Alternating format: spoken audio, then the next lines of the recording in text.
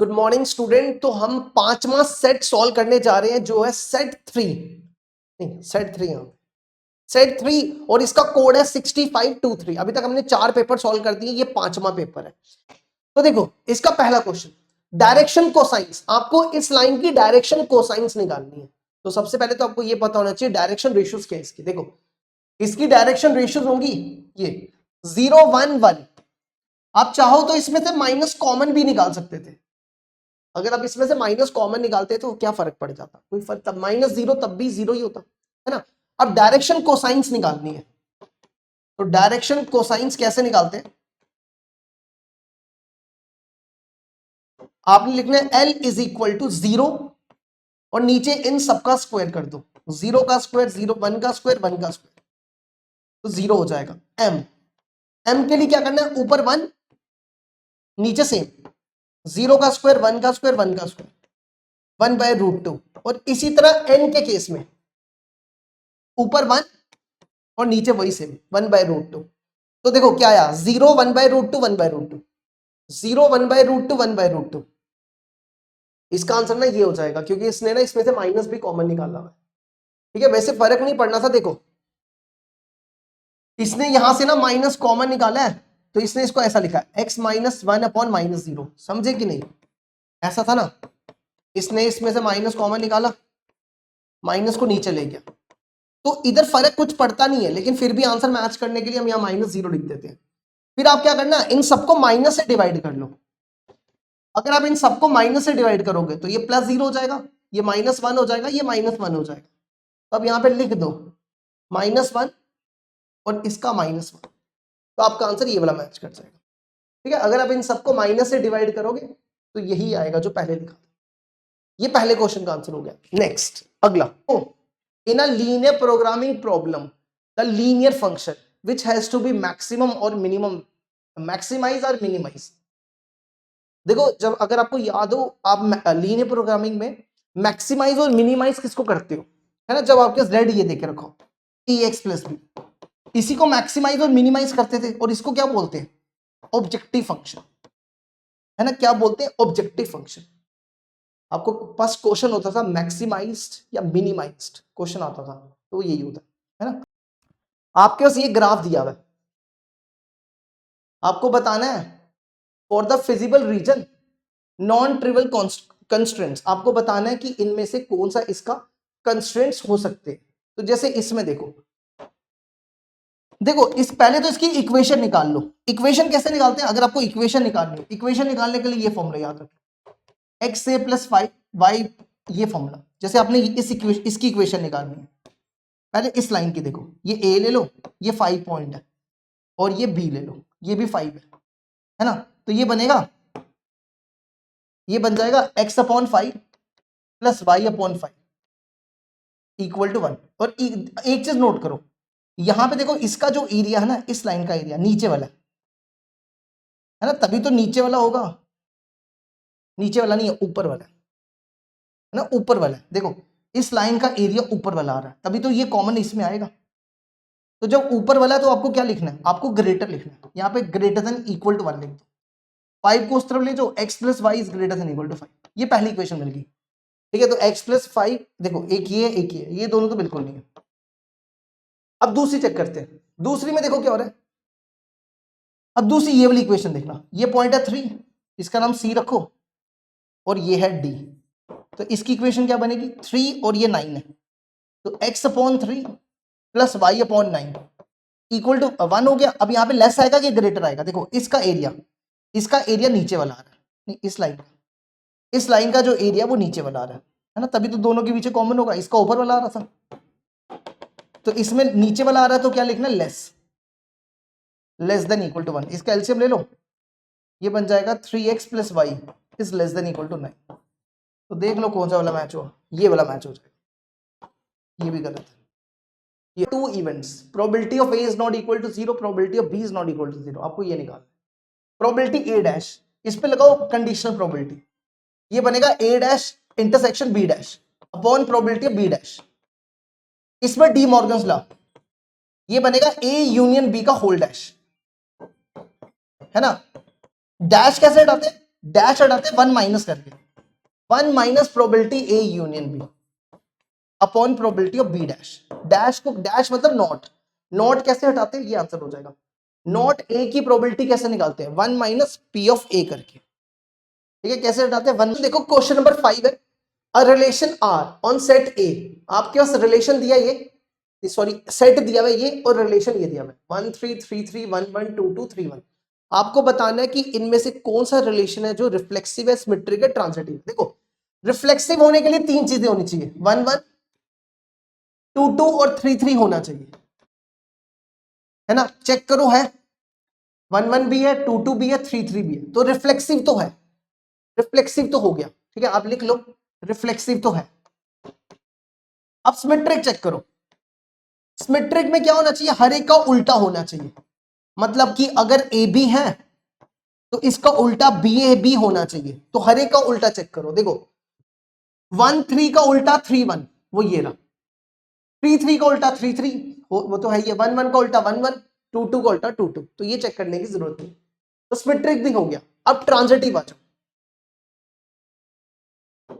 Transitive क्या होता है, ट्रांजिटिव होता है अगर ए बी बी सी ये दोनों आर में है तो ए सी भी आर में होना चाहिए, है ना।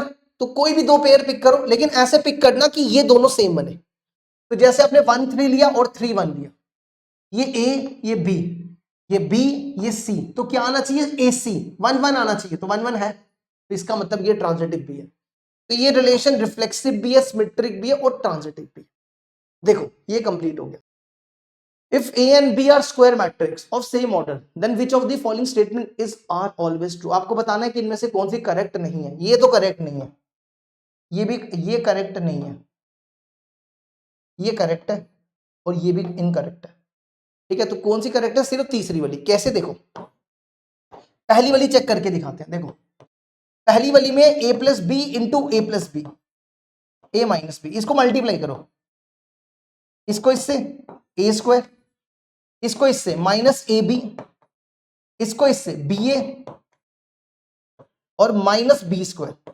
अब देखो हमें पता है ना कि ए बी और बी ए बराबर नहीं होते, तो अब इन दोनों को काट थोड़ा सकते हो, तो ए बी और बी ए बराबर नहीं होते, तो इसलिए ये इनकरेक्ट होगी। और ये देखो ए बी और बी ए बराबर नहीं होते, तो ये भी इनकरेक्ट होगी। अब ये देखो कहता है कि अगर ए बी 0 है तो ए भी 0 होना चाहिए, बी भी 0 होना चाहिए, जरूरी नहीं है। देखो आपको एग्जाम्पल दिखाते हैं, जैसे ये एग्जाम्पल देखो, ए लिया 1 0 0, ये 0 नहीं है, बी लिया 0 0 1, ये इज नॉट इक्वल टू 0 है। अब इनको मल्टीप्लाई करो, इसको इसे मल्टीप्लाई किया 0, इसको इसे मल्टीप्लाई किया 0 0 0, देखो ये 0 के बराबर हो गया। तो ए बी को 0 होने के लिए जरूरी नहीं है कि ए और बी 0 होना चाहिए, तो तीनों गलत। If A is the symmetric matrix, आपको निकालना है 3a प्लस बी प्लस सी, सिमेट्रिक मैट्रिक्स है। सिमेट्रिक मैट्रिक्स मतलब ए ट्रांसपोज इक्वल टू ए, यहाँ पे ए ट्रांसपोज निकालो। सिमेट्रिक मैट्रिक्स का मतलब होता है कि ऐसा मैट्रिक्स जिसका ट्रांसपोज उसी के बराबर, तो इसका ट्रांसपोज निकालो। 1 ए बी को यहां ले आओ, ये बनेगा 1 ए बी, फिर इसको यहां ले आओ -1 2 सी, फिर इस रो को यहां ले आओ 0 5 3 इक्वल टू ए की जगह ये लिख दो 1 ए बी -1 2 सी 0 5 3, करो compare.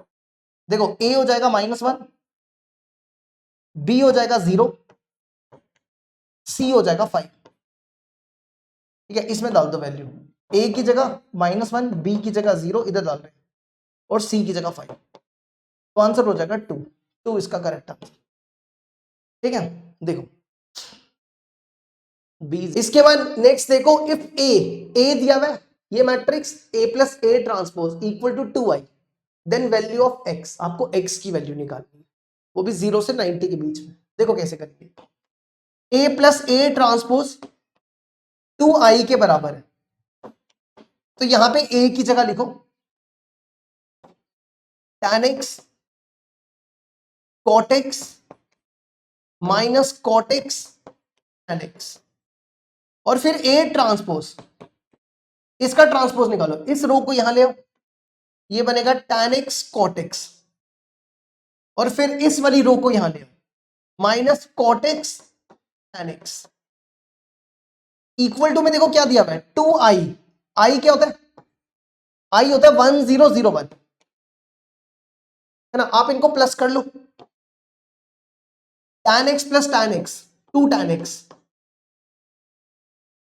cot x minus cot x 0, minus cot x plus cot x 0, tan x plus tan x 2 tan x is equal to, इन सबको 2 से मल्टीप्लाई करो तो ये बनेगा 2002। अब कंपेयर करो, 2 tan x इक्वल टू 2 हो जाएगा, 2 tan x इक्वल टू 2, ये 2 कैंसिल, तो tan x 1 हो गया। tan x 1 कब होता है, जब x कितना हो 45 डिग्री, पाई अपॉन, तो आपका आंसर हो गया सी। देखो ये भी कंप्लीट हुआ।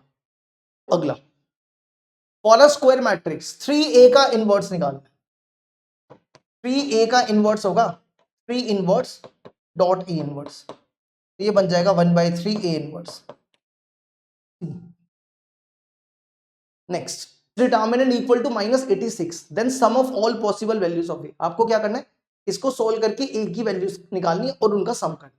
चलो करो एक्सपैंड इसको, -1 ये बनेगा 2a² + 4, फिर +2 ये और ये क्या, -4a -0, और फिर +5 ये और ये -8 इक्वल टू -86। तो ये बन जाएगा -2a² -4 -8a -40 इक्वल टू -86। इन सबको उस तरफ ले जाओ, 2a² + 8a, ये 44 में से 86 गया -82, 2 कॉमन निकाल लो, नहीं ये सब उस तरफ ही आ रहे हैं ना, 2 कॉमन निकाल लो, a² + 4a -21, इसको फैक्टराइज कर लो, 7a - 3a -21, तो इसको सॉल्व कर लो, a की 2 वैल्यूज आएंगी -7 और 3, अब इनका सम कर लो, -7 + 3 4 हो जाएगा, -4 आंसर सी। 17 का y equal to xy, then find करना है dy/dx। करो इसको डिफरेंशिएट, x की डिफरेंशिएशन 1, y की डिफरेंशिएशन dy/dx। इसमें product rule u into v लगाओ, y बाहर x की 1, x बाहर y की dy/dx, dy/dx को यहां ले आओ, y को यहां ले आओ, तो ये बनेगा 1 - y dy/dx, यहां ले x dy/dx माइनस dy/dx, तो ये बन जाएगा 1 - y, इन दोनों में dy/dx कॉमन, यहां बचेगा x, यहां बचेगा 1, x -1 को यहां ले आओ, तो dy/dx हो जाएगा 1 - y अपॉन x - y, तो क्या बनेगा 1 - y अपॉन x - y, ये कंप्लीट हो गया। इसके बाद देखो dx upon सीकेंड x plus tan x, ये क्वेश्चन पहले भी रिपीट हुआ है।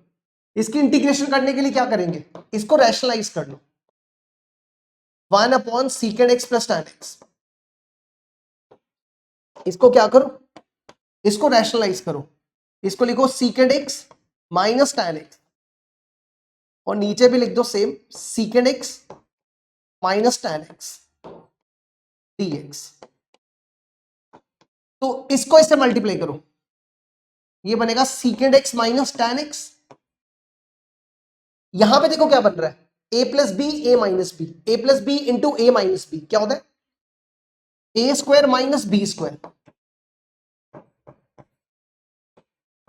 तो देखो 1 + tan² x हो जाएगा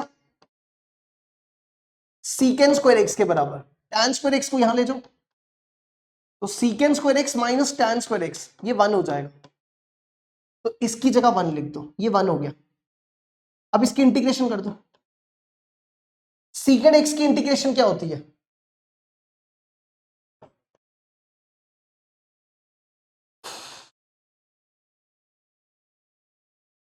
है ना, वैसे इसने थोड़ा सा मुश्किल बना के कर दिया, कोई नहीं, देखो हो जाएगा, कोई दिक्कत नहीं। सीकेंड x की इंटीग्रेशन होती है सीकेंड x प्लस tan x, है ना, और tan x की इंटीग्रेशन होती है log secant x। अब यहां पे लगा दो log m minus log n। log m minus log n होता है log m बाय n, ये बन जाएगा। अब इसको अलग अलग कर दो, देखो इसको इसके नीचे, ये secant बाय secant 1 हो जाएगा, और tan x by secant x, देखना जरा, tan x by secant x, tan x को लिखो sin x by cos x, और secant को लिख दो 1 बाय cos, तो ये कैंसिल हो जाएगा, तो sin x बचेगा। तो आंसर हो जाएगा log 1 plus x plus c, D answer. देखो ये भी हो गया। F of x equal to x plus 1 by x, आपको लोकल मैक्सिमम और लोकल मिनिमम वैल्यू निकालनी है, ठीक है, लोकल मैक्सिमम और लोकल मिनिमम। तो इसको डिफरेंशिएट कर लो, x का डेरिवेटिव 1, 1 बाय एक्स का derivative minus 1 by x square. अब क्रिटिकल पॉइंट निकालो, एफ डैश एक्स को 0 ले लो, तो यहां से आ जाएगा 1 minus 1 by x square equal to 0, 1 equal to 1 by x square, x square equal to 1, इसको उधर लेके x square equal to 1, x equal to plus minus 1। अब डबल डेरिवेटिव निकाल लो, इसको दोबारा डिफरेंशिएट करो, इसका डेरिवेटिव आएगा 2 अपॉन एक्स क्यूब। अब इसमें एक ही करके वैल्यू डालो, पहली वैल्यू 1, 1 और माइनस 1 एक ही करके डालनी, 1 डालोगे तो कितना आएगा, ये 1 0 से बड़ा है, 0 से बड़ा है तो ये पॉइंट मिनिमम हो जाएगा, ये मिनिमम हो गया, ठीक है। अब आपको निकालिए मिनिमम वैल्यू, ये पॉइंट है, इसको पॉइंट बोलेंगे, पॉइंट ऑफ मिनिमम। अब आपको निकालनी लोकल मिनिमम वैल्यू। आपने क्या करना है, ये जो पॉइंट आया 1 इसमें रिप्लेस कर दो, x की जगह 1, 1 प्लस 1 बाय 1 प्लस 1 बाय 1 2 हो जाएगा। तो देखो लोकल मिनिमम वैल्यू नहीं, इनमें से कोई भी नहीं है, ठीक है। इसी तरह f डबल डैश 2 निकालो, f डबल डैश 1। अब इसमें x की जगह माइनस 1 यहां डालो, तो ये बनेगा 2 अपॉन माइनस 1 का क्यूब, तो ये माइनस 2 हो जाएगा, ये 0 से छोटा है तो ये मैक्सिमा हो गया, पॉइंट ऑफ मैक्सिमम, इसको बोलेंगे पॉइंट ऑफ मैक्सिमम। अब आपको निकालनी है लोकल मैक्सिमम वैल्यू, तो क्या करो, ये जो माइनस 1 है, ये माइनस 1 इसमें डाल दो, minus 1 1 upon minus 1, minus 1 1 upon minus 1, तो ये माइनस 2 हो जाएगा।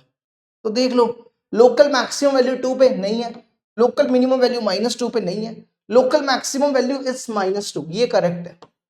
Local minimum value is less than local maximum value, नहीं ये तो बड़ी थी ना इससे। ये लो जी, ये हो गया question number 2। Next, which of the following expression give the area of the region bounded by the curve y equal to x square and line y equal to 16। आपको एरिया निकालना है, देखो कैसे करेंगे। सबसे पहले आपके पास दिया हुआ है x square equal to y, ये हो जाएगा x square equal to y, ये हो गया। फिर उसके बाद क्या देके रखा हुआ है, उसके बाद दिया हुआ है y इक्वल टू 16, ये 16 मान लो, ये y का 16 है, यहां से स्ट्रेट लाइन खींच लो, इस ये एरिया आपको निकालना है। तो एरिया क्या हो जाएगा, देखो एक का निकाल लो, दूसरे का डबल कर लो, सिर्फ इसका निकाल लो, इसका डबल कर लो, और हम यहाँ पे वाई एक्सिस का एरिया निकालेंगे क्योंकि ये वाई एक्सिस का एरिया है। तो लिमिट होगी यहां से लेकर यहां तक 0 से 16, और वाई एक्सिस का एरिया निकाल रहे हैं। वाई एक्सिस में क्या होता है, एक्स डी वाई होता है, और ये डबल कर रहे हैं, इसका इसका सेम है ना, तो 2 से मल्टीप्लाई कर लो, और एक्स की वैल्यू यहां से निकाल लो, रूट वाई इसमें डाल दो, 0 से 16 रूट वाई डी वाई। तो देखो कौन सा वाला मैच हुआ, डी।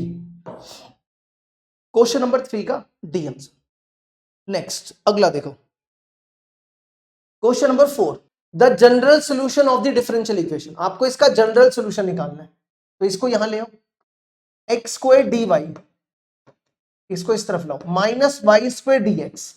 अब एक्स और वाई वाले अलग अलग करो, डी वाई के नीचे वाई स्क्वायर ले आओ, और एक्स स्क्वायर इसके नीचे ले आओ, minus D x upon x square, इसकी इंटीग्रेशन करो, ठीक है, या माइनस को यहीं ले आओ, इसकी इंटीग्रेशन हो जाएगी 1 बाय वाई, इसकी इंटीग्रेशन हो जाएगी माइनस 1 बाय एक्स, प्लस के लिख देना क्योंकि उसने के यूज किया हुआ, 1 बाय एक्स को यहां ले आओ, ये माइनस हमने यहां, अच्छा इंटीग्रेशन का साइन डाला ही, इंटीग्रेशन का साइन डालो, तो 1/x को यहां ले आओ, 1/y plus 1/x plus k, answer हो जाएगा ये सी। देखो next the integrating factor. Integrating factor निकालने के लिए आपको dy/dx का कोएफिशिएंट 1 करना पड़ेगा, तो इसको 2x से डिवाइड करो, सबको 2x से डिवाइड कर दिया, तो ये बनेगा dy/dx, ये कैंसिल हो गया। इसको लिखो -1/2x y equal to 3/2x। निकालो इंटीग्रेटिंग फैक्टर। इंटीग्रेटिंग फैक्टर होता है e रेस्ट पर p dx, p है -1/2x dx, -1/2 बाहर, 1/x की इंटीग्रेशन log x होती है, -1/2 को इसके ऊपर ले जाओ, ये बन जाएगा x की पावर -1/2, ये n log m, log की पावर n होता है, e और log कैंसिल हो जाता है, तो x की पावर -1/2, 1/x की पावर 1/2, 1/√x, तो ये आंसर हो जाएगा बी, फिफ्थ का बी। सिक्स्थ में क्या दिया है देखो, ये सेम क्वेश्चन बार बार रिपीट हुआ, 25 में भी पूछा गया, 24 में भी पूछा गया, और फिर से आया 26 में भी आया। If magnitude of a equal to 5 and lambda belongs to -2 से 1, then sum of greatest and smallest value, आपको इसकी स्मॉलेस्ट और ग्रेटेस्ट वैल्यू का सम करना है। तो देखो लैम्डा ए वेक्टर निकाल, इसको ऐसा लिख दो, मॉड अलग अलग कर दो, दोनों के मॉड अलग अलग कर दिए, कर सकते हैं हम ऐसा। मॉड ए वेक्टर किसके बराबर है 5 के, तो ये बना 5 मॉड लैम्डा।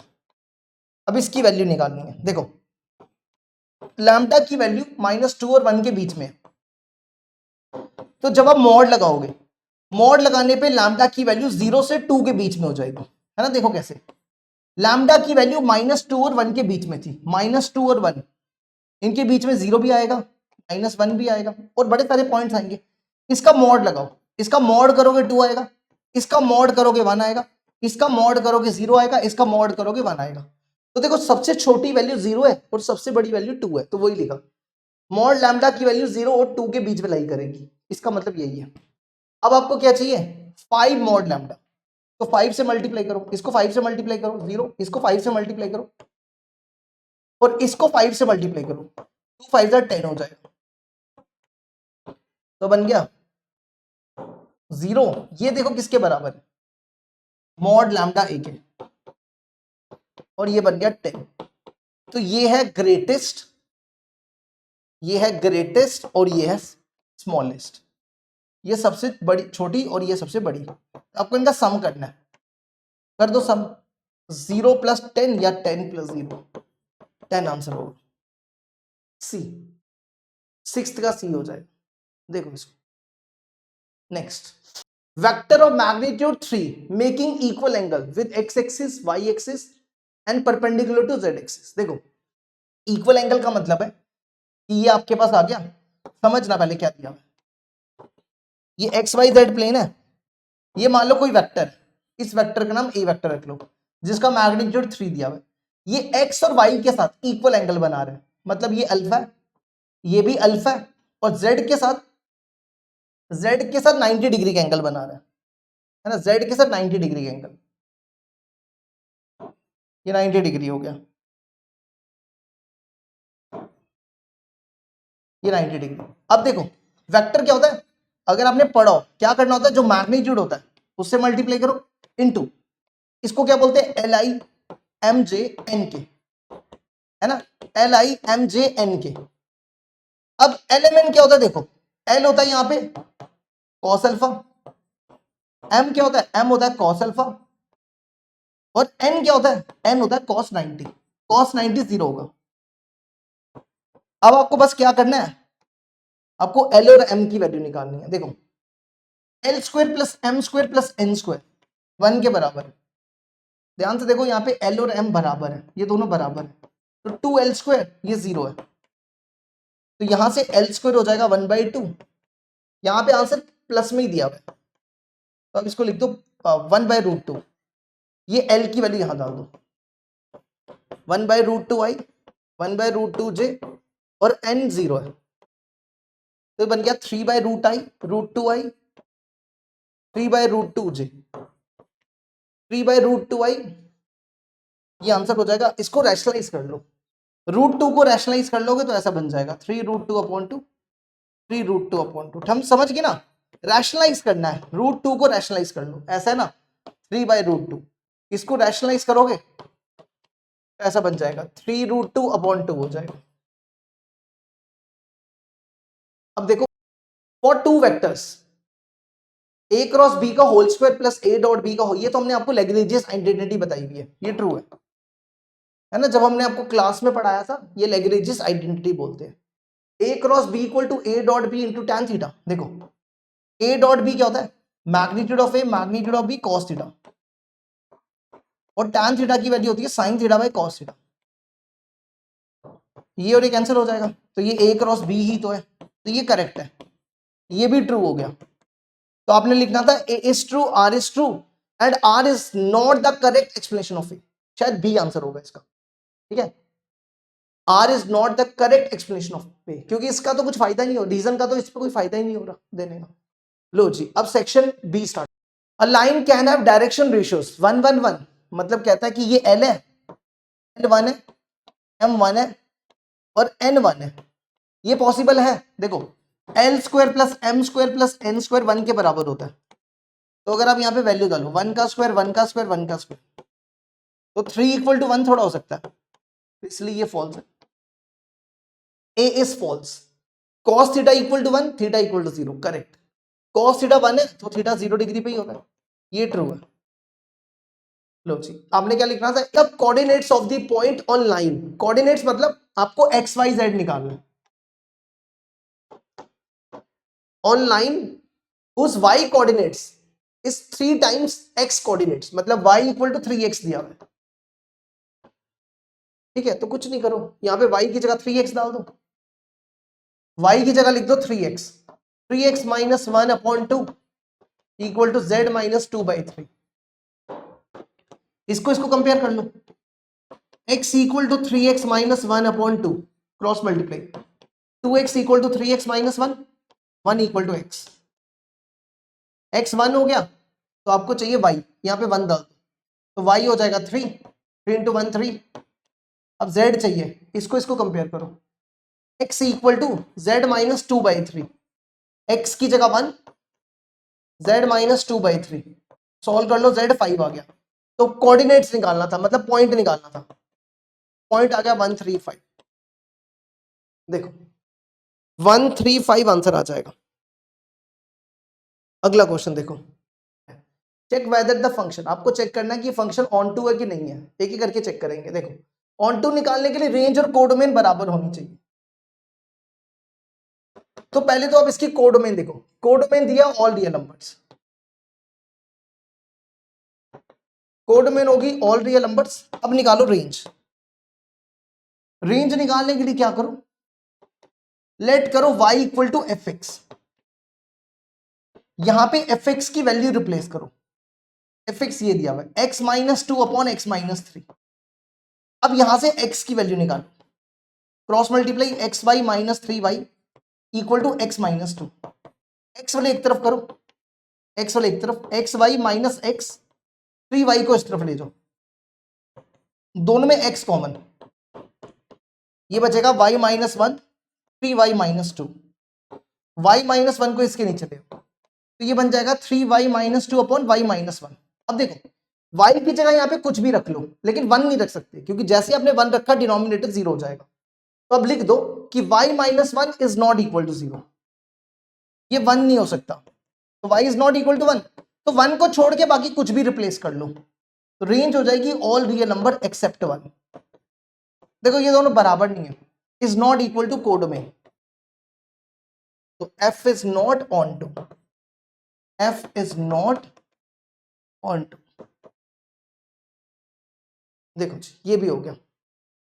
नेक्स्ट आ जाओ, अगला क्वेश्चन, क्वेश्चन नंबर 25, नहीं 24 का और भी तो है आपके पास, check whether f z cross z to z cross z defined by f of x y equal to 2y 3x is injective और नॉट। इंजेक्टिव मतलब 1 1, आपको चेक करना है कि ये फंक्शन 1 1 है कि नहीं है। देखो 1 1 के लिए क्या करो, लेट कर लो x1 y1, late x1 y1 और x2 y2,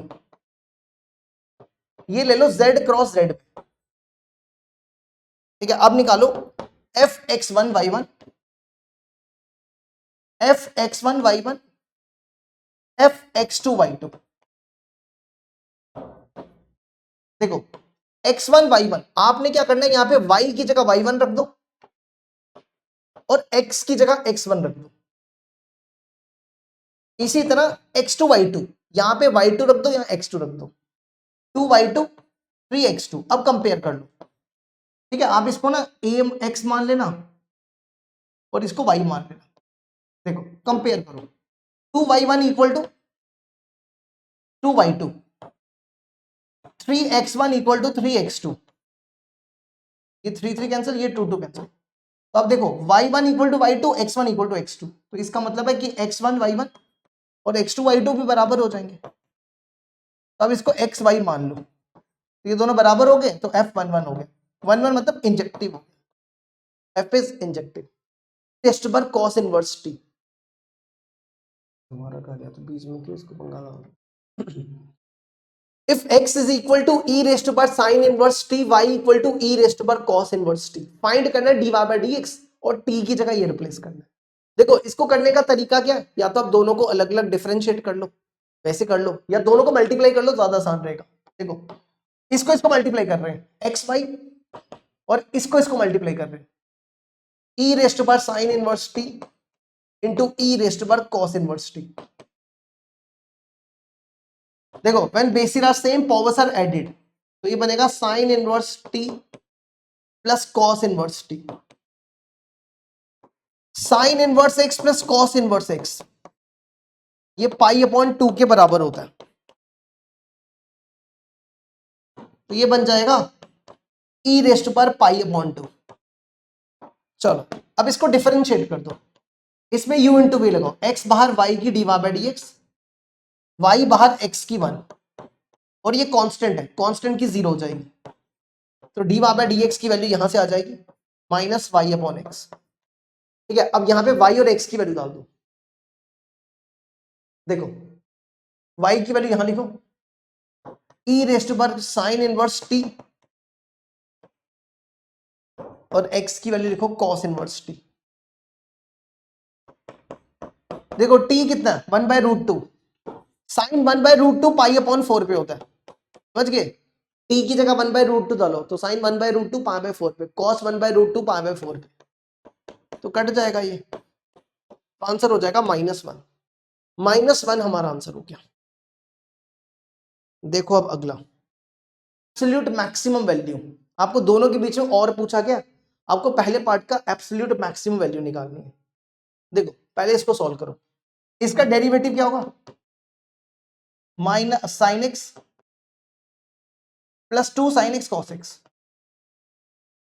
है ना। अब इसको 0 के बराबर ले लो, F dash x equal to 0, दोनों में देखो साइन एक्स कॉमन है, साइन एक्स कॉमन निकाल लेना, अंदर बचेगा -1 plus 2 cos x equal to 0। तो साइन एक्स की दो वैल्यूज आएंगी, एक तो बनेगा साइन एक्स इक्वल टू 0, और एक बनेगा -1 plus 2 cos x equal to 0। तो कॉस एक्स की वैल्यू आ जाएगी 1/2। साइन एक्स 0 कब होता है, साइन एक्स 0 0 पे होता है और पाई पे होता है, 0 से पाई के बीच में रहना आपको। कॉस एक्स 1/2 कब होता है, 60 डिग्री पे। अब आप क्या करो, ये तीनों वैल्यू उठा के इसमें डालो, एब्सोल्यूट मैक्सिमम वैल्यू मिल जाएगी। तो f0, इसमें 0 डालो, cos 0 1, sin 0 0, ये 1 हो गया। फिर दूसरा पाई डालो, cos पाई -1, sin पाई 0, तो -1 हो गया। तीसरा π/3 डालो, cos π/3 1/2, sin π/3 √3/2, है ना। cos 60 डिग्री 1/2 पे ही होता है ना, तो ये बना 1/2 अपॉन 3/4, तो बन जाएगा 5, 2 इधर जाएगा 5/4, है ना। cos 60 1/2, sin 60 √3/2, 3/4, 2 + 5, हाँ। तो ये मैक्सिमम वैल्यू है, इसको बोलेंगे ये मिनिमम है, ये 1 है, ये 1 पॉइंट समथिंग है, तो ये एब्सोल्यूट मैक्सिमम वैल्यू है। अब इसका और वाला देखो, और में क्या लिखा हुआ है, if the volume of a hemisphere increases at a uniform rate, uniform मतलब कांस्टेंट रेट, कि इसका जो वॉल्यूम है वो इंक्रीज कर रहा है, कितना, एट अ कांस्टेंट रेट, मतलब कि dv बाई dt कांस्टेंट के बराबर है, k के बराबर। यहां पे जो k है वो कांस्टेंट है। उसके बाद क्या लिखा हुआ है, prove that its surface area varies inversely proportional to its radius. आपको प्रूव करना है कि जो सरफेस एरिया हेमिस्फेयर का, मतलब ds बाई dt, वो इनवर्सली प्रोपोर्शनल है रेडियस के। इनवर्सली मतलब 1/r, आपको ये प्रूव करना है, ds by dt is inversely proportional to 1/r। देखो कैसे करेंगे। सरफेस एरिया हेमिस्फेयर का क्या होता है, स्फेयर का होता है 4πr², हेमी मतलब आधा, 2πr²। आप इसको डिफरेंशिएट करो विद रिस्पेक्ट टू t से, ये बन जाएगा 4πr, r की करो, ये बनेगा dr बाई dt। अब dr बाई dt की वैल्यू इससे निकाल लो। देखो यहां पे क्या दिया है, वॉल्यूम, वॉल्यूम स्फेयर का होता है 4/3πr³, हेमी है मतलब आधा, 2/3πr³। इसको डिफरेंशिएट करो, ये बनेगा dv by dt which is equal to 2π/3, r cube की हो जाएगी 3r², और r की हो जाएगी dr बाई dt, और dv बाई dt की वैल्यू k डाल दो, और इसको यहां ले आओ, 2πr² को यहां ले आओ, equal to dr by dt हो जाएगा। dr बाई dt की वैल्यू यहां डालो, ds by dt equal to 4πr into dr by dt की जगह ये लिख दो k बाई 2πr²। अब देखना जरा ध्यान से, ये पाई कैंसिल, ये 2 कैंसिल, ये r कैंसिल, तो इसको लिखो ds by dt 2k by 2k बचा, और इंटू में बचा 1/r। अब ध्यान से देखो ये कांस्टेंट है ना, तो हम इसको ऐसा लिख सकते हैं, ds by dt is inversely proportional to 1/r, है ना, लिख सकते हैं ना ऐसा, ये कांस्टेंट है, तो ये प्रूफ हो गया। देखो यही तो प्रूफ करना था। 21 का सेकंड पार्ट भी प्रूफ हुआ। अब बढ़ते हैं 22, if AB equal to this vector, AC equal to this vector, represent the sides of triangle ABC। AB और AC यहाँ पे ट्राइंगल की साइड है। प्रूव दैट द मीडियन, आपको प्रूव करना है कि मीडियन ये होना चाहिए। देखो कैसे करेंगे, ये हो गया आपका A, B, ये C, ठीक है, ये मीडियन हो गया आपका। अब डायरेक्शन A से B लेना और A से C लेना। अब आपको प्रूफ करना है कि आपका जो मीडियन है वो AB प्लस AC बाई 2 होना चाहिए, ठीक है, AD निकालना है। तो कैसे करेंगे, BC की डायरेक्शन ऐसे ले लो, आपको AD निकालने के लिए BD निकालना पड़ेगा, पहले AD निकालने के लिए आपको BD निकालना पड़ेगा, ठीक है। तो देखो इन ट्राइंगल ABC, पहले हम BC निकालते हैं।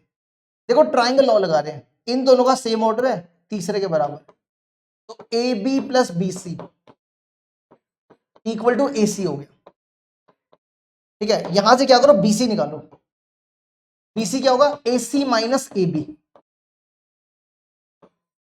AC minus AB। अब क्या करो, यहां से AD निकालो, AD क्या होगा, BC बाई 2, क्यों, क्योंकि ये मीडियन है ना, तो ये लेंथ और ये लेंथ बराबर होगी, तो BD AC का आधा हो जाएगा। तो यहां पे क्या करो, BC की वैल्यू कर लो, AD हो जाएगा, इसको 1/2 से डिवाइड करो, 1/2 AC माइनस 1/2 AB, ठीक है। अब आपको क्या निकालना है, आपको निकालना है AD, ये BD था, सॉरी यहां ठीक करना, BD था, ये हमने बोला BD था लेकिन लिख दिया गलती से AC, ठीक है। जो BD था वो AC BC का आधा हो जाएगा। आपको निकालना है AD, तो इन ट्राइंगल ABD में आ जाओ, ABD, देखो इस ट्राइंगल में इन दोनों का सेम ऑर्डर है, तो AB plus BD equal to AD। अब लिख दो AB AD equal to AB plus BD, यहां पे BD की वैल्यू डालो, BD क्या दिया भाई, ये दिया हुआ 1/2 AC माइनस 1/2 AB, तो ये बनेगा AD इक्वल टू, देखो इन दोनों को माइनस कर लो, AB में से 1/2 गया, एक में से आधा गया, आधा बचेगा, तो बचेगा 1/2 AB, और फिर ये बचा 1/2 AC, तो AD हो जाएगा AB प्लस AC बाई 2, ठीक है, और ए बी और ए सी हमें ये भी तो निकालना है, ये तो प्रूफ कर दिया, देखो हमने यहां तक तो प्रूफ कर दिया। अब हमें लेंथ ऑफ मीडियन निकालनी है, एडी की लेंथ निकालनी है, तो A B plus B C को ऐड, ए सी को ऐड कर लो। देखो इसमें आई है नहीं है तो 3i हो जाएगा, 3i, फिर j में से j गया कैंसिल, और देखो k प्लस 4k 5k हो जाएगा, और फिर ये 2 इसके नीचे लगा दो, इसके नीचे लगा दो। अब मीडियन की लेंथ निकालनी है, एडी का मैग्नीट्यूड निकाल लो, तो मीडियन की लेंथ निकल जाएगी 3/2 का स्क्वायर 9/4, 5/2 का स्क्वायर 25/4, तो ये बन जाएगा √34/4, तो बनेगा √34/2। ये आंसर हो गया मीडियन की लेंथ का। 29th में देखो क्या दिया हुआ है, देखो ये और वाला तो हमने करवाया था, और वाला तो एनसीईआरटी का ही क्वेश्चन था, ये हमने किया हुआ लाइव क्लास में डिस्कस।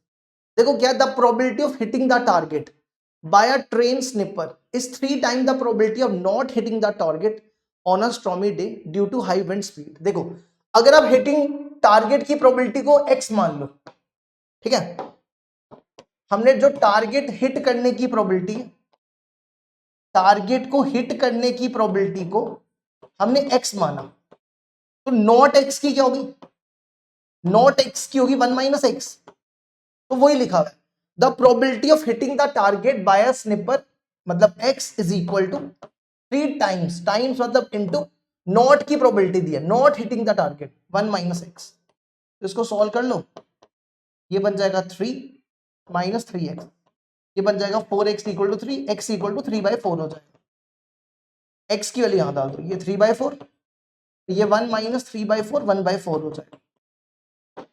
अब निकालना क्या, देखो द स्निपर फायर 2 शॉट्स, कितने इसने फायर किए, 2 शॉट्स, तो प्रोबेबिलिटी पूछी है टारगेट इज हिट, देखो आपको पूछी है प्रोबेबिलिटी टारगेट इज हिट, मतलब ए यूनियन बी निकाल, तो इसको लिख दो probability A plus probability B minus probability A intersection B, ठीक है, यहां पे ए और बी दोनों ने टारगेट को हिट किया है, ठीक है, तो हिट करने की प्रोबेबिलिटी 3/4 है, ए यहां पे क्या पहला शॉट, बी है यहां पे दूसरा शॉट, तो इसको लिखो 3/4 इंटू 3/4, और इसको लिख दो पी, ये देखो दोनों टारगेट ये अलग अलग हिट करेगा, तो ये बनेगा P A into P B, तो ये बनेगा 3/4 इंटू 3/4, तो ये बन गया 6/4, ये बना 9/16, 24 में से 9 गए 15/16। दूसरा पार्ट है target at least 1 shot Mrs the target, मतलब कम से कम एक टारगेट, एक शॉट हिट नहीं होना चाहिए, कम से कम एक नहीं होना चाहिए, तो इसको पता कैसे कर लो, ऐसे करोगे तो बड़ा टाइम लग जाएगा, इसमें पता क्या करना पड़ेगा, एटलीस्ट 1 शॉट, या ऐसा हो सकता है 1 शॉट का मतलब है कम से कम एक बार टारगेट हिट होना चाहिए, मतलब एक बार हुआ दूसरा नहीं हुआ, इसने लिखा ना टारगेट 1 शॉट मिस, मतलब एक बार टारगेट हुआ दूसरा नहीं हुआ, तो इसके लिए पता क्या करो, उल्टा कर दो, 1 माइनस बोथ हिट, ऐसे कर लो, टारगेट दोनों के दोनों हिट हुए, दोनों के हिट होने की प्रोबेबिलिटी 3/4 इंटू 3/4, ये बन जाएगा 7/16, समझ गए ना, एटलीस्ट मतलब कोई भी नहीं, या एक हुआ दूसरा नहीं हुआ, दूसरा हुआ पहला नहीं हुआ, कुछ ऐसा हो गया, तो हमने उसको नोट करके निकाल दिया, ऐसे ज्यादा आसान हो जाएगा। चलो जी अगला, अच्छा इसका और वाला भी है, और वाला तो कर ही लोगे ना, एनसीईआरटी का क्वेश्चन है, ये देख लेना, ये एनसीईआरटी का क्वेश्चन है, ठीक है, ये एनसीईआरटी का क्वेश्चन है, एक्सरसाइज 13.1 का, आंसर लिख देते हैं यहाँ पे, आंसर देखो क्या होगा, फादर इन मिडल, इसका आंसर कितना होना चाहिए, देख लेना, एनसीईआरटी का क्वेश्चन है, integral 3x - 1 upon x² - 4x, देखो ये बन रहा है लीनियर अपॉन क्वाड्रेटिक, है ना, लीनियर अपॉन क्वाड्रेटिक को कैसे सॉल्व करते हैं, जो नीचे है वही ऊपर बना दो, नीचे क्या दिया है x² - 4, इसकी डिफरेंशिएशन करो, देखो नीचे वाले की डिफरेंशिएशन होती है 2x - 4, इसको यहां लिख दो 2x - 4, अब आप इसको बैलेंस करो, देखो 3x - 1 को आपने 2x - 4 लिख दिया, है ना, तो यहां पे कितना है 3 है, यहां पे 2 है, तो 3/2 से मल्टीप्लाई कर लो, तो 3/2 से मल्टीप्लाई किया कितना हो जाएगा, इसको इससे करोगे तो 3x बनेगा, इसको इससे करोगे तो 6 बनेगा, है ना। 2 और 4 कटेगा, 2 3 6। यहाँ पे कितना है, यहाँ पे 1 है, यहाँ पे 6 है, तो कितना ऐड करना पड़ेगा, 5 ऐड कर दो। अब इसको अलग अलग करके इंटीग्रेट कर दो, बस ये करना था। तो ये बन जाएगा, इसको इसके नीचे 3/2 2x minus 4/x² minus 4 dx, और इसको इसके नीचे 5 को बाहर निकाल लो, 1/√x² माइनस 4 dx। देखो इसकी जो डिफरेंशिएशन है वो यही है, इसको t ले लो, ये मिल जाएगा। अब t लेके करना, हम डायरेक्ट लिख देते हैं। इसकी जो इंटीग्रेशन आती है वो आती है √x² माइनस 4x, चेक कर लेना, ठीक है। और इस पे परफेक्ट स्क्वायर लगा दो, x का कोफिशिएंट 4 है, ये 1/क्वाड्रेटिक है, तो परफेक्ट स्क्वायर बनाना है। x का कोफिशिएंट 4, 4 का हाफ 2, 2 का स्क्वायर ऐड और सब्ट्रैक्ट कर दो, तो ये बन जाएगा x माइनस 2 का होल स्क्वायर माइनस 2 का स्क्वायर, तो ये बन गया 1/√x² माइनस a²। इसका फॉर्मूला होता है log x plus √x² minus a², ये लगा दो, तो ये बनेगा 3/2 √x² minus 4x plus 5 log x। देखो ये x है, ये a है, x minus 2 plus √x minus 2 का होल स्क्वायर माइनस 2 का स्क्वायर, ये बच्ची। ये पे किंग्स प्रॉपर्टी लगानी थी, इस पे आप किंग्स प्रॉपर्टी लगाते, फिलहाल हम आपको डायरेक्ट बता देते हैं। शॉर्टकट क्या होता है इसका, देखो b माइनस a/2, ये a है, ये b है, तो 6 π/12 माइनस π/12 ऑन 2, तो ये बन जाएगा 4 पाई, ये बनेगा 5 π/24। देखो ये आंसर हो जाएगा इसका, 5 π/24 इसका आंसर हो जाएगा। अब और वाला भी देख लो, लेकिन पेपर में आपको शॉर्टकट मेथड से नहीं करना था, किंग्स प्रॉपर्टी लगा के करना था, ठीक है। ये तो हमने हमको सिखाई भी है। और वाला देखो कैसे करना था, इस पे नंबर लाइन बनाओ, मॉड है ना, मॉड के केस में नंबर लाइन बनाओ, नंबर लाइन यहां बनाओ माइनस π/6 से π/2। देखो मॉड के अंदर दिया हुआ x को 0 के बराबर ले लो, मॉड के अंदर जो भी है उसका 0 ले लो, तो इसको दो पार्ट्स में ब्रेक कर दो, यहां से यहां तक, यहां से यहां तक, तो ये बनेगा माइनस π/6 से 0, 0 से π/2। देखो अब आपको चेक करना कि ये प्लस से खुलेगा कि नेगेटिव से। देखो 0 से कोई भी बड़ा नंबर लो, π/2 होता है, पाई होता है, अब पाई कितना होता है 3.14, 3.14/2 1.57, तो 0 और 1.57 के बीच में 1 ले लो, 1 इसमें डालो, x की जगह 1 डालो, पॉजिटिव आएगा। फिर इनके बीच में -1 ले लो, -1 नहीं आएगा, चलो -0.1 ले लो, -0.1 x में डालोगे तो नेगेटिव आ जाएगा, तो इसको नेगेटिव से खोल दो। तो इस केस में मॉड नेगेटिव से खुलेगा, साइन माइनस, और इस केस में भी नेगेटिव से खुलेगा, cos -x, और इन दोनों केस में पॉजिटिव से खोल दो क्योंकि पॉजिटिव है ना। बस आगे इंटीग्रेशन करनी है, इंटीग्रेशन तो करने आती है सबको। इसका माइनस बाहर आ जाएगा, साइन की इंटीग्रेशन माइनस कॉस होती है तो प्लस हो जाएगा, cos x की cos minus theta cos theta होता है, cos x की इंटीग्रेशन sin x, ये बन जाएगा sin x माइनस π/6 से 0, ठीक है। अब इधर आ जाओ, sin x की इंटीग्रेशन माइनस cos x और cos x की इंटीग्रेशन sin x, यहां लिख दो 0 से π/2, इसमें लिमिट डाल देना, लिमिट डालने के बाद आंसर आएगा 3 प्लस √3/2, ये भी कंप्लीट।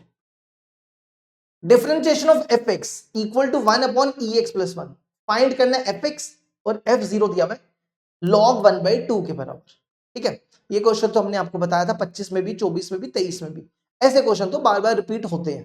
देखो इसको सॉल्व करने के लिए क्या करना है, जैसे आप डिफरेंशिएशन ऑफ log x करते हो, log x की डिफरेंशिएशन 1/x होती है, तो 1/x की इंटीग्रेशन log x होती है ना। अगर 1/x की डिफरेंशिएशन log x है तो log x की इंटीग्रेशन 1/x, तो इधर भी यही करो। अगर इसकी डिफरेंशिएशन ये है तो इसकी इंटीग्रेशन ये हो जाएगी, तो 1/ex प्लस 1 की इंटीग्रेशन fx हो जाएगी। अब इसकी इंटीग्रेशन कर लो, ये सेम क्वेश्चन हमने क्लास में भी किया था, हमने शॉर्ट में भी अपलोड करके रखा हुआ इस क्वेश्चन। इसमें से ex कॉमन निकाल लो, ये बन जाएगा 1 प्लस 1/ex। अब आप करके देख लो, इसकी जो डिफरेंशिएशन है वो यही है, इसको t ले लो, वो यही आ जाएगा। ठीक है, तो टी ले लो, T equal to 1 + 1 by e x, तो इसकी डिफरेंशिएशन होगी, ये बनेगा -1 बाई ई एक्स बनेगा, चेक कर सकते हो, इसको ऊपर ले जाओगे ना 1 + e की पावर -x, तो ये बनेगा -e-x, तो बन जाएगा -1 बाई ई एक्स, तो इसमें माइनस से मल्टीप्लाई और डिवाइड कर लो, अब ये वैल्यू इसमें डाल दो, माइनस को बाहर रहने दो, देखो -1 by e x D x की जगह डी टी, और 1 + 1 बाई एक्स को टी लिया, ये बन गया -1 बाई टी की इंटीग्रेशन लॉग टी, और टी की वैल्यू डाल दो इसमें, टी की जगह ये लिख दो 1 + 1 बाई ई एक्स। चलो अब सी की वैल्यू निकाल लो, टी की वैल्यू निकाल के इसको यूज करो, एफ 0 दिया हुआ है log 1/2 के बराबर, देखो यहाँ पे 0 डालो, x की जगह 0, ये बनेगा log 1 + 1/0, देखो 1 + 1 e raised to 0, e raised to 0 1 हो जाएगा, तो 1 + 1 2 हो गया, प्लस सी इक्वल टू क्या दिया हुआ है log 1/2, इसको ऊपर ले जाओ 2 की पावर -1, तो इसका माइनस नीचे ले आओ, तो ये और ये कैंसिल हो जाएगा, तो सी 0 हो गया, सी की जगह 0 लिख दो, बस ये आंसर हो गया। देखो नेक्स्ट अगला क्वेश्चन, नेक्स्ट क्वेश्चन है 27 के दोनों के बीच में और पूछा हुआ है, ठीक है, तो कैसे सॉल्व करेंगे देखो, पहले एक एक करके करते हैं, x को यहां ले जाओ, तो ये बन जाएगा dy/dx इक्वल टू y/x, ये x इसके नीचे आएगा कैंसिल हो जाएगा, ये बन गई है होमोजीनियस डिफरेंशियल इक्वेशन, क्या करो y/x को v ले लो, x को यहां ले आओ, y इक्वल टू vx, इसको डिफरेंशिएट कर दो, इसमें u इंटू वी लगाओ, v बाहर x की 1, x बाहर dv/dx, ये सारी वैल्यू उठा के इसमें डाल दो, बस इतना सा काम करना, तो ये बन जाएगा, देखो dy/dx की जगह ये लिखो v + x dv/dx, फिर y/x को v लिख दो और y/x को v लिख दो, तो ये बन जाएगा sin स्क्वायर v,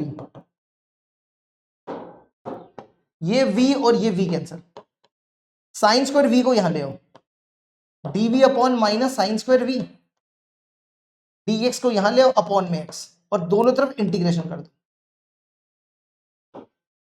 ये बन जाएगा, देखो ये 1/sin है, 1/sin कोसेक हो जाएगा, कोसेक स्क्वायर v dv, और ये 1/x की इंटीग्रेशन log x हो जाएगी, कोसेक स्क्वायर v की इंटीग्रेशन माइनस कॉट v होती है, ये प्लस कॉट v हो जाएगा, और यहां पे v की वैल्यू डाल दो, v कितना था ये y/x, अब c की वैल्यू निकाल लो, इसको यूज करो, देखो ये x है ये y है, तो x की जगह 1, y की जगह 5/6, कॉट x की जगह 1, y की जगह 5/6, x की जगह 1, log 1 0 होता है, कॉट 5/6 √3 होता है, c की जगह √3 लिख दो, आंसर आ जाएगा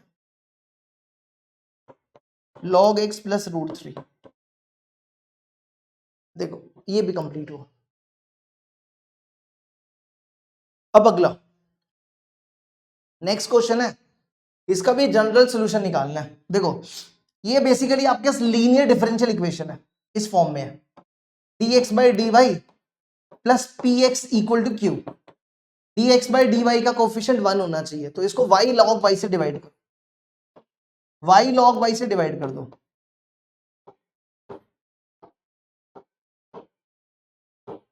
तो ये और ये कट गया, ये बन गया dx/dy, इसको लिख दो 1/y log y into x, ये बन जाएगा 2/y² log y, ये बन गया।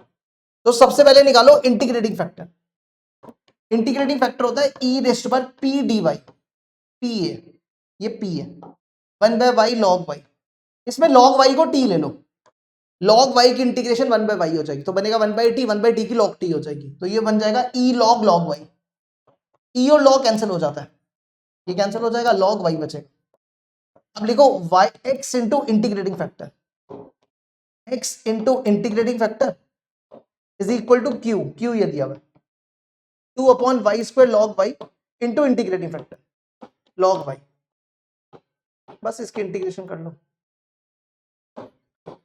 ये बन जाएगा x log y -2 ऊपर जाएगा ना, ये बनेगा -1 -2/y प्लस, ये क्वेश्चन तुम खुद करोगे, इसका आंसर लिख देते हैं हम।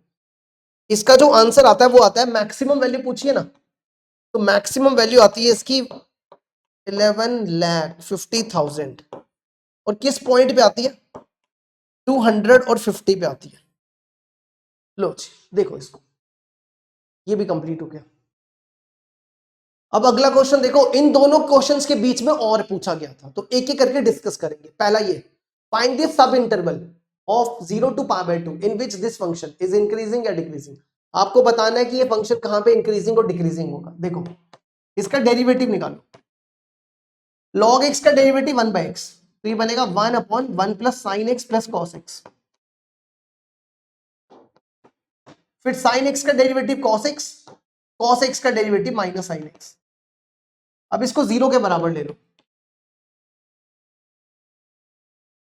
तो ये बन जाएगा, ऊपर लिखो cos x minus sine x और नीचे सेम लिख दो 1 plus sign x plus cos x. इसको इस तरफ ले जाओ, ये तो 0 हो गया, cos x minus sine x equal to 0, cos x equal to sine x, ये बन गया। तो cos x को इसके नीचे ले आओ, 1 equal to sine x upon cos x, है ना, क्या बन गया 1 equal to sine x upon cos x. तो ये क्या बन जाएगा, साइन बाय कॉस टैन हो जाएगा। आपको 0 से 90 के बीच में ही रहना है, तो tan x 1 होता है π/4 पे। बनाओ नंबर लाइन, नंबर लाइन कहां से कहां तक, 0 से 90, इनके बीच में ये π/4 प्लॉट कर दो।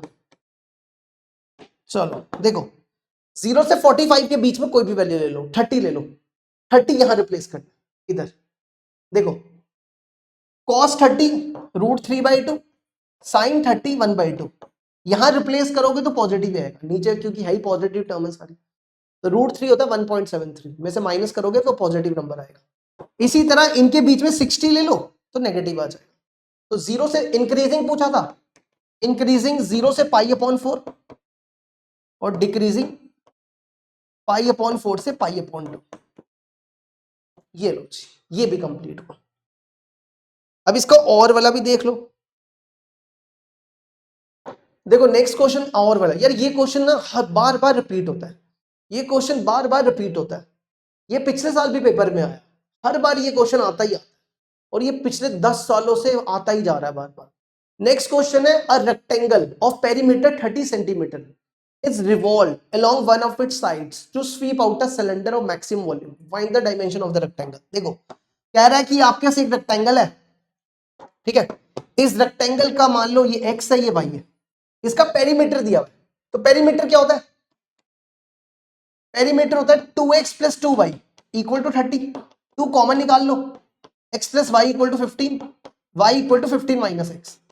अब ये कहता है किसी एक साइड से, इस साइड से इसको घुमाओ, यहां से घुमाया तो क्या बनेगा, सिलेंडर बन जाएगा, मतलब कुछ ऐसा। अगर आप इसको एक साइड से घुमाओगे तो आपके पास एक सिलेंडर बनेगा, तो ये जो आपका लेंथ थी अब ये हाइट का काम करेगी, तो ये हाइट हो जाएगी इसकी x और ये रेडियस का काम करेगी y, ठीक है। तो आपको बताना है कि इस सिलेंडर का वॉल्यूम मैक्सिमम होना चाहिए और दूसरा आपको डायमेंशंस निकालने, डायमेंशन मतलब आपको x और y निकालना, ठीक है। तो कैसे करेंगे, देखो वॉल्यूम ऑफ सिलेंडर क्या होता है, वॉल्यूम ऑफ सिलेंडर होता है πr²h, r यहां पे y है और h यहां पे x है, तो आपके पास y की वैल्यू है, नहीं y की वैल्यू मत डालो, x की डालोगे तो बेटर रहेगा, इजी हो जाएगा। x की वैल्यू यहां से निकालो, x की वैल्यू होगी 15 - y, यहां डालो, तो πy² 15 - y, इसको मल्टीप्लाई करो, 15y² - y³। अब आपको इसको मैक्सिमम बताना है, डिफरेंशिएट करो, 30y - 3y² ना, पाई भी है बाहर, डबल डेरिवेटिव भी निकाल लो, डबल डेरिवेटिव निकालोगे तो कितना आ जाएगा 30 माइनस 6y। अगर आपने x की वैल्यू भी डाली होगी तो भी सही है, ये नहीं सोचना आपका गलत है। ये 30 माइनस 6y। अब क्रिटिकल पॉइंट निकाल लो, इसको जीरो ले लो, dv बाई dy को जीरो ले लो, तो ये बनेगा pi 30y minus 3y square equal to 0। ठीक है, तो यहां से कितना आ जाएगा, ये बनेगा 30y equal to 3y square, तो ये बन जाएगा, ये हो कैंसिल, ये हो कैंसिल, तो यहां से y 10 हो गया, y 10 हो गया, तो इसमें डाल दो वैल्यू 30 माइनस 60y 60 हो जाएगा, तो देखो ये नेगेटिव आ गया। अब लिख सकते हो v इज मैक्सिमम। अब आपको x निकालना है, अगर y 10 है, यहाँ पे 10 डाल दो तो x 5 हो जाएगा। 10 सेंटीमीटर और 5 सेंटीमीटर लिख देना। लो जी, ये दोनों हो गए। अब बढ़ते आगे, नेक्स्ट आ जाओ। नेक्स्ट क्वेश्चन है फाइंड द डोमेन। आपको पहले इसकी डोमेन निकालनी है, पहले डोमेन निकाल लो।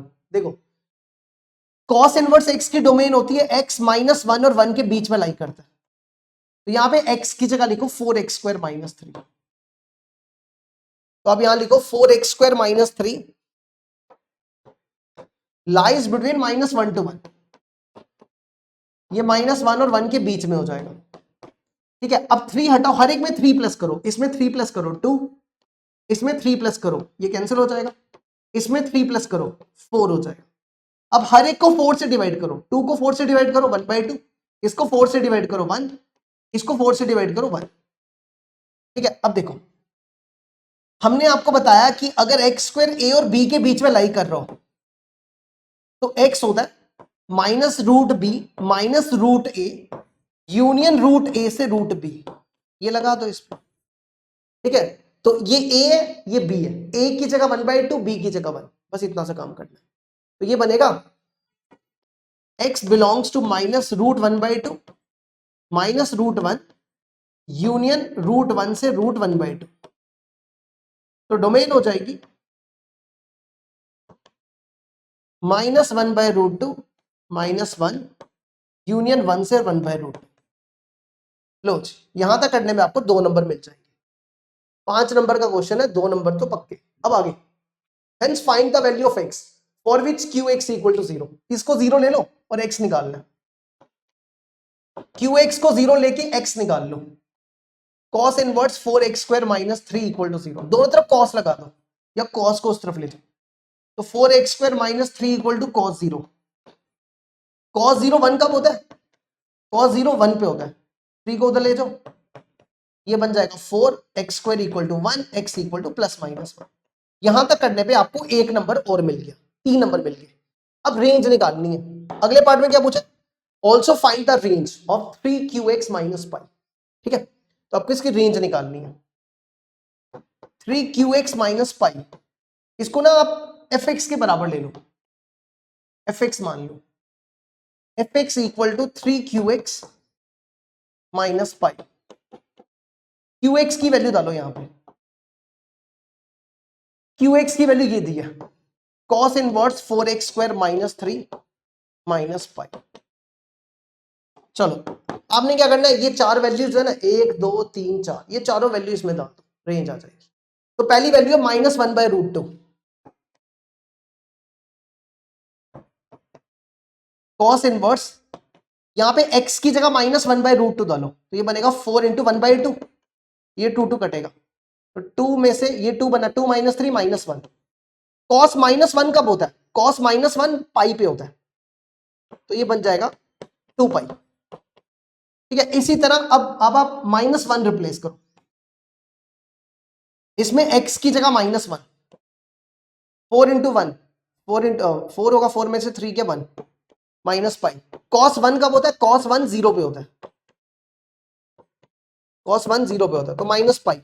इसी तरह ये दोनों रिप्लेस कर लो, 1 पे भी सेम आ जाएगा, 1 पे भी माइनस पाई आएगा, और ये रिप्लेस करोगे 1/√2 तो 2 पाई आएगा। तो रेंज हो जाएगी पाई माइनस पाई से 2 पाई। रेंज क्या हो जाएगी, माइनस पाई से 2 पाई। ये लो जी, माइनस पाई से 2 पाई, ये आंसर आ गया। A line passing through the point this and this, एक लाइन है जो इन दोनों पॉइंट से पास कर रही है एंड इंटरसेक्ट द लाइन, और इस लाइन को इंटरसेक्ट कर रही है, ठीक है। Find the point of intersection, आपको दोनों के बीच का पॉइंट ऑफ इंटरसेक्शन निकालना है। तो पहले तो एक काम करो, लाइन की इक्वेशन निकाल लो। लाइन की इक्वेशन क्या होती है, r vector equal to 2 point form a plus lambda b minus a,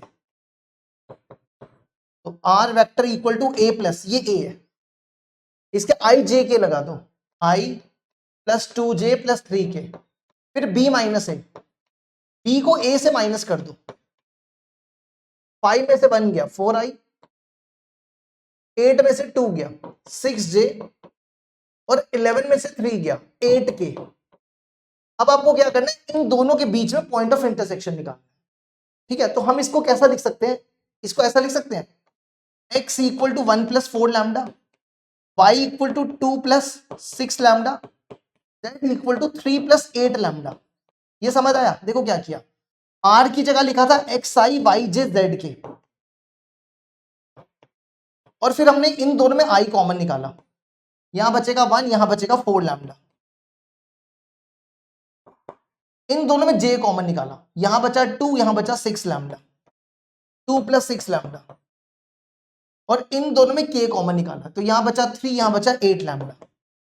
तो फिर हमने कंपेयर कर लिया, देखो x का कोफिशिएंट ये, y का ये, z का ये, वही लिखा हुआ है। सेम दूसरी इक्वेशन में भी ऐसा करो,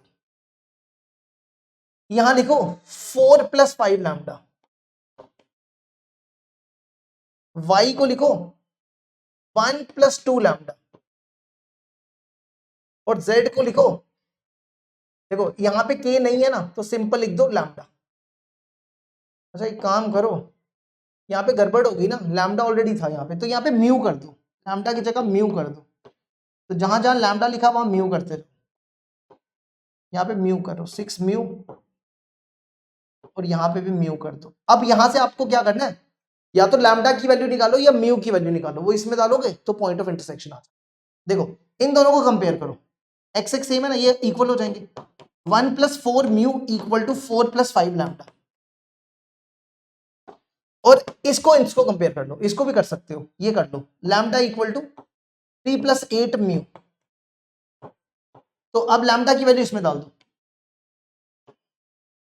लैम्डा की वैल्यू यहां डालो 3 प्लस 8 म्यू, इसको सॉल्व कर लो, 1 plus 4 mu equal to 4 plus 15 plus 8 5 का 40 म्यू, तो ये बन जाएगा,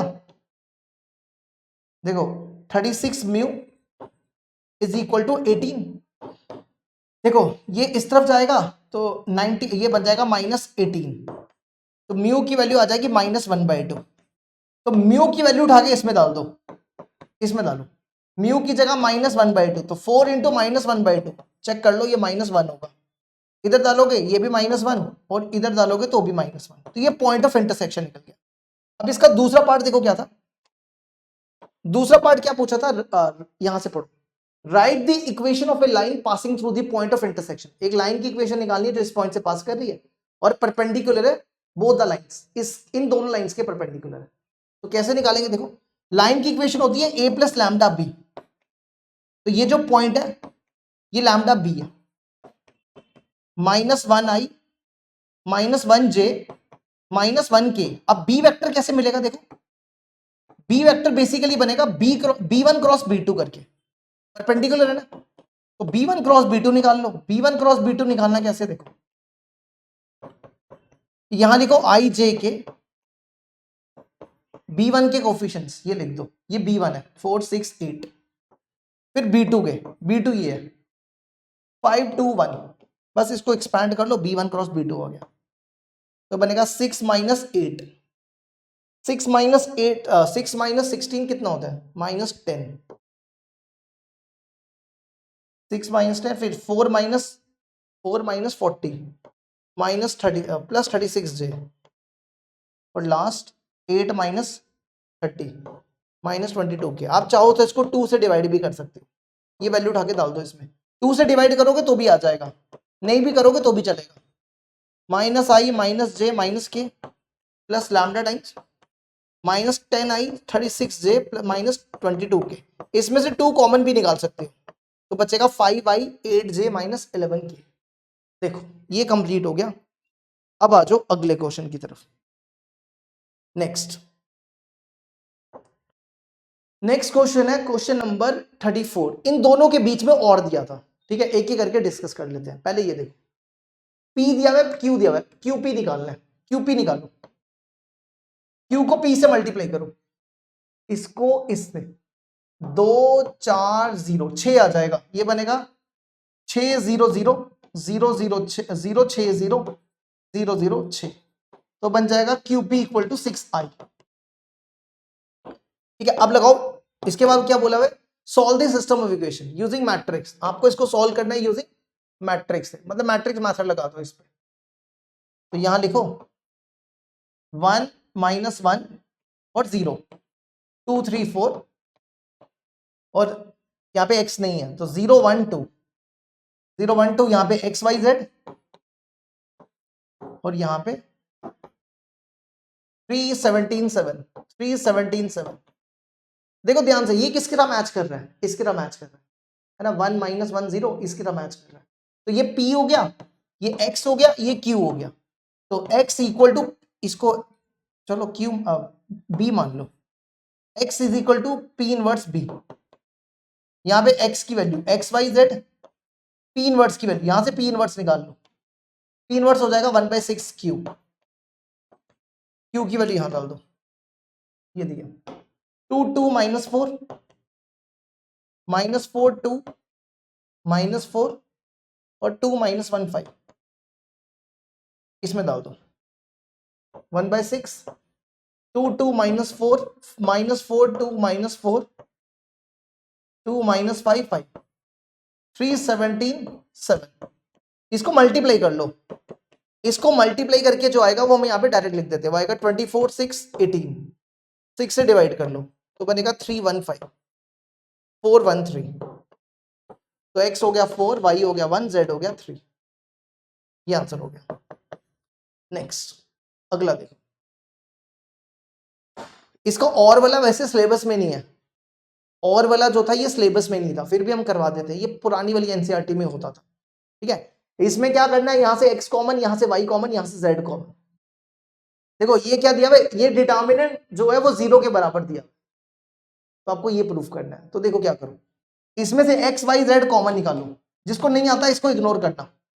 ये बनेगा 1/x 1 1/x 1/x, ये बनेगा 1/y 1/y प्लस 1 1/y, ये बनेगा 1/z 1/z plus 1 1/z 1/z plus 1। अब इन तीनों को प्लस कर दो, इन तीनों को प्लस कर रहे हैं,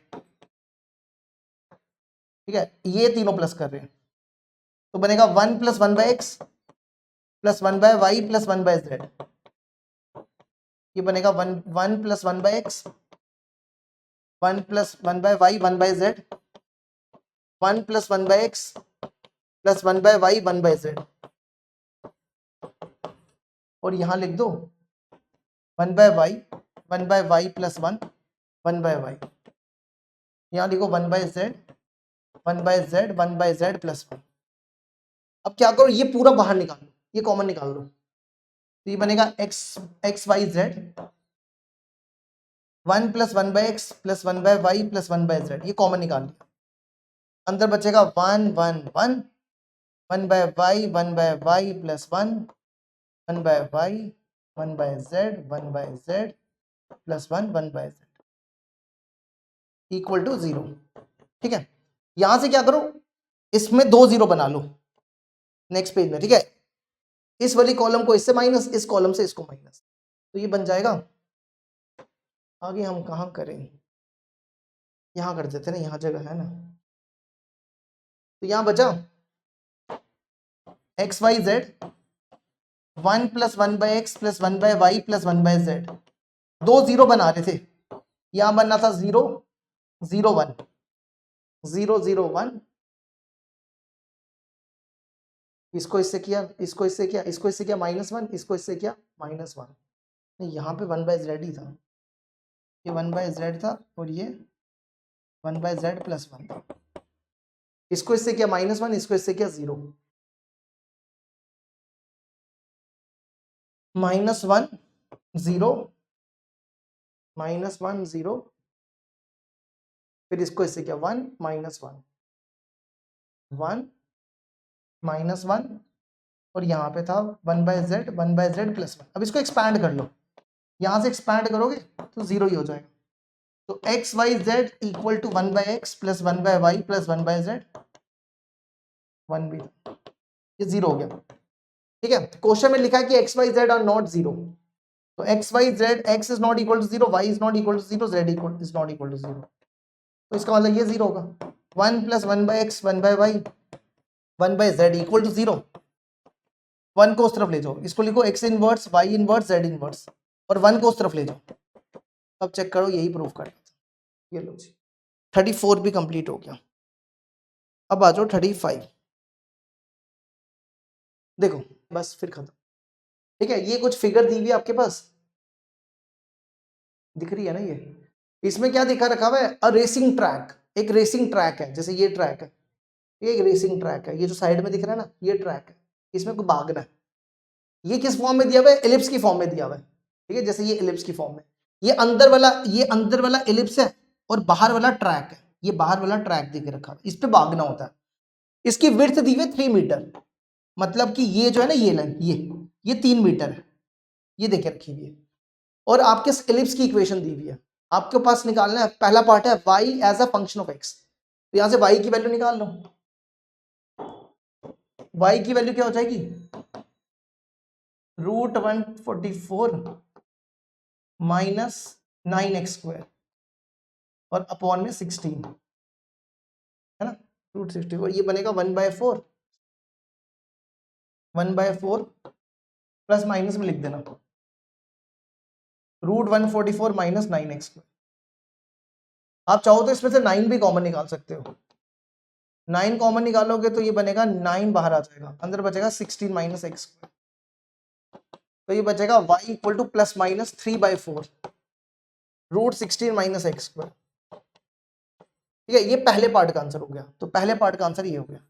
अब दूसरा पार्ट देखो क्या लिखा हुआ, इंटीग्रेट द फंक्शन, आपको पहले वाले को फंक्शन इंटीग्रेट करना है बस। ठीक है, तो ये क्या था, इंटीग्रेट करना है आपको, पहले वाला क्या था, अब प्लस माइनस मत लिखना इसमें, सिंपल आप ये इसको इंटीग्रेट कर दो, 3/4 √16 माइनस x² dx। ठीक है, तो ये बन जाएगा 3/4, इसको लिख दो 4 का स्क्वायर माइनस x², इसकी इंटीग्रेशन कर लो, तो 3/4 x/2 √4² minus x² plus a²/2 sine inverse x/4, ये आंसर हो गया। देखो तीसरे पार्ट में एरिया निकालना है, किसका, एलिप्टिकल ग्राउंड, मतलब एलिप्स का एरिया निकालना है, एक्सक्लूडिंग द ट्रैक, ट्रैक का नहीं निकालना, मतलब सिर्फ इतने का ये एरिया निकालना है। तो देखो ध्यान से, सिर्फ इसका निकाल लो, बाकियों का 4 टाइम्स कर लेना, ये 0 है और ये 4 है, तो 0 से 4 इसका 4 टाइम्स कर दो, तो ये बन जाएगा 4 टाइम्स एरिया निकाल रहे हैं, 0 से 4 है ना, 4 ही था ना, 0 से 4 y की वैल्यू ये है, यही सेम y की वैल्यू लिखनी है, यही 3/4, इसकी इंटीग्रेशन कर लेना बस, इंटीग्रेशन तुमने कर दिया, लिमिट डालनी है, लिमिट डाल लेना, लिमिट डालने के इसका शॉर्टकट तरीके से आंसर निकाल देते हैं। इसका आंसर होता है पाई ए बी, ए कितना है, ए 4 है, बी 3 है, तो 12 पाई आंसर हो जाएगा इसका, 12 पाई स्क्वायर यूनिट्स, देखो इसको, ये 12 पाई स्क्वायर यूनिट्स इसका आंसर हो जाएगा। अब देखो इसका आखिरी पार्ट, नेक्स्ट पार्ट क्या है इसका, आखिरी पार्ट दिया हुआ है, right the coordinates of the point P and Q, P और क्यू के कोऑर्डिनेट्स निकालने। देखो पी और क्यू क्या था, ये पी था, ये पी था, देखो यहां से लेकर यहां तक, यहां से लेकर यहां तक 4 है, और ट्रैक का एरिया 3 था, तो 4 + 3 7 हो गया, 7 0। देखो ये 3 है और ये 3 था, तो 3 + 3 6 हो गया, तो P के कोऑर्डिनेट्स आगे 7 0 और 0 6। ठीक है, P के कोऑर्डिनेट्स आगे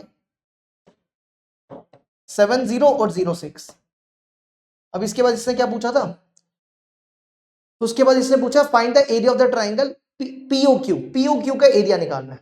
पीओक्यू मतलब ये पीओक्यू ये हो गया, इसका एरिया निकालना है। तो ये लेंथ कितनी है, ये लेंथ 7 है और ये लेंथ 6 है। तो half into base into altitude, तो हाफ इंटू एक ट्राइंगल का एरिया हो जाएगा हाफ इंटू 7 इंटू 6, तो 21 इसका आंसर हो जाएगा।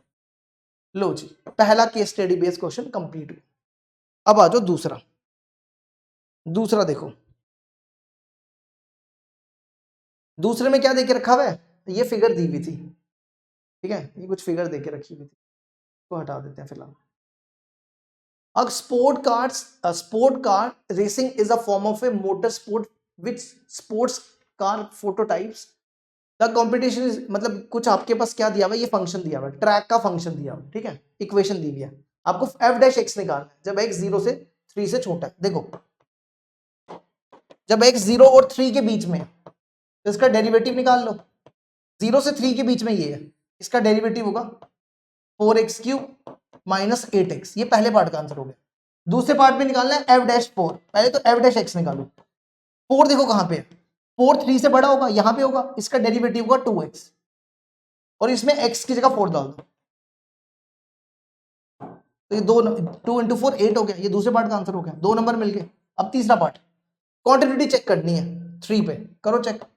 3 पे लेफ्ट हैंड लिमिट निकालो, x की जगह 3 डालो, 3 की पावर 4 81, 3 का स्क्वायर 27, 27 इंटू 4 81 प्लस 4, ये 4 हो गया। अब राइट हैंड लिमिट निकालो, इसमें 3 डालो, 3 का स्क्वायर 9, 9 प्लस 40 49, ये बराबर नहीं है। Left hand limit is not equal to right hand limit.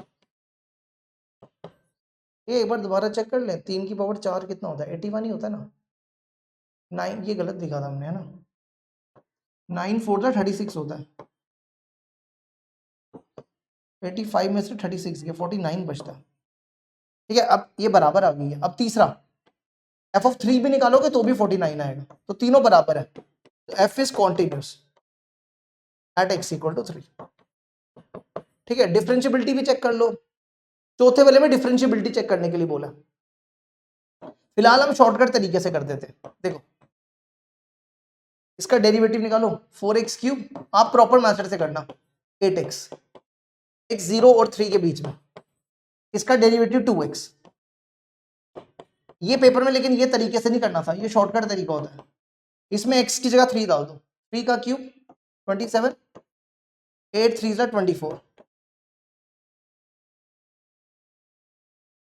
8 3 जा 24 है ना, 4x³ 27, ये कितना बना था, ये बना था 8 इंटू 3, 27 इंटू 4 81 होता है ना। 81 में से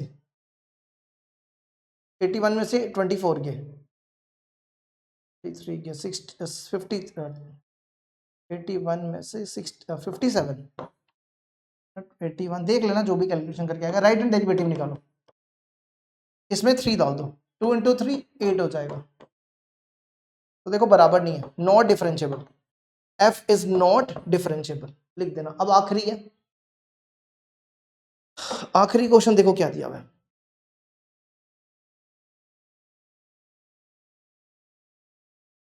आखिरी क्वेश्चन है, ये फिगर देके रखी हुई थी, ठीक है, स्टॉप स्मोकिंग, ये देख लेना जो भी थी।